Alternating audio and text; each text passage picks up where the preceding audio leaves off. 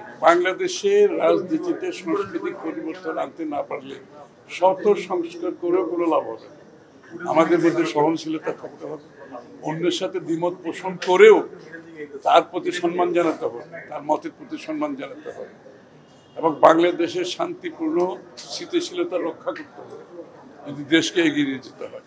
কারো কোনো দাবি দেওয়া থাকলে রাস্তায় না গিয়ে জনগণের কাছে যাওয়া ভালো, এটাই গণতন্ত্রের নিয়ম।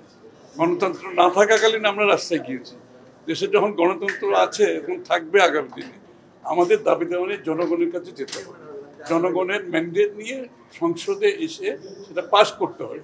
রাস্তায় কোনো বিশৃঙ্খলা সৃষ্টি করে নয়, স্থিতিশীলতা নষ্ট করে নয়, কারণ এটা দেশের স্থিতিশীলতা নষ্ট হলে দেশ চারিদিক থেকে ক্ষতিগ্রস্ত হবে। না, আমার মনে হয় এই রেগুলেশনটা রিভিউ করা দরকার।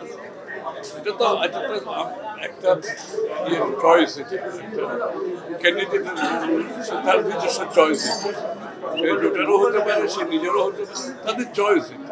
এটা রেস্ট্রিক্ট করাটা বোধ ঠিক হবে।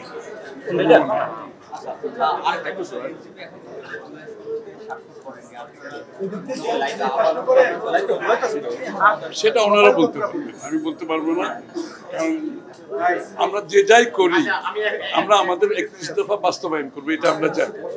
সেটা ঐক্যমত হলেও আমরা বাস্তবায়ন করবো, না হলেও আমরা যে জনগণের কাছে ওয়াদা দিয়েছি 31 দফা সংস্কার বাস্তবায়নের বিষয়টা আমরা সেটা পরিপূর্ণভাবে পালন করবো, সেটা ঐক্যমত হলেও করবো, না হলেও করবো।